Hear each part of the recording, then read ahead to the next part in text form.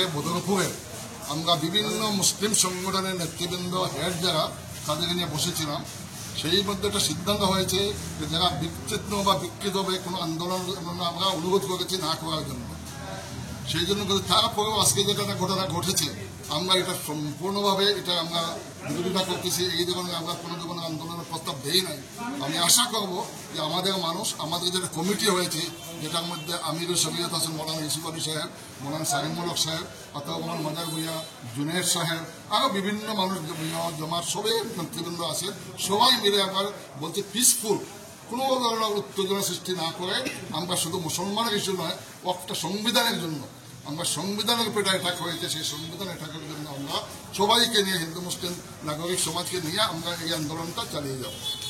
আগামী শুক্রবারে আমরা 11 তারিখ শুক্রবার আছে, সেই শুক্রবার থেকে এক সপ্তাহ নেক্সট 18 তারিখ শুক্রবার পর্যন্ত খালো ভেজ করা হবে এবং জুম্মার পরে মসজিদের বাইরে আসিয়ে একটা বক্তৃতা দেওয়া হবে, আলোচনা করা হবে। এরপরে আগামী ঈদ পর্যন্ত অর্থাৎ 7 জুন পর্যন্ত আমাদের কামটা হইল বিভিন্ন সংগঠনের মানুষের সঙ্গে আমরা আলোচনা করব, বিভিন্ন নেতৃবৃন্দের সঙ্গে আলোচনা করব, হিন্দু মুসলিম বা সিভিল সোসাইটি তাদের সঙ্গে আলোচনা করে একসঙ্গে মিলে 3টা ডিস্ট্রিক্টে আমরা 3টা প্রতিবাদী সভা করব। আর এই প্রতিনিধি সভা করে আমরা রাষ্ট্রপতির কাছে একটা মেমোরেন্ডাম দেব ডেপুটি কমিশন। এইটাই হলো আমাদের ঈদ পর্যন্ত 7 জুন পর্যন্ত আমাদের as per all India Muslim personal হবো। আর এই আন্দোলনগুলো করা হচ্ছে এটা একমাত্র একটা সিদ্ধান্ত দেবে অল ইন্ডিয়া মুসলিম পার্সোনাল হবো। আমিও সিদ্ধান্ত দিতে পারবো না, আর এই নিলম্বাকে যেটা করছে ওনারা একটা সিদ্ধান্ত দিতে পারবে না।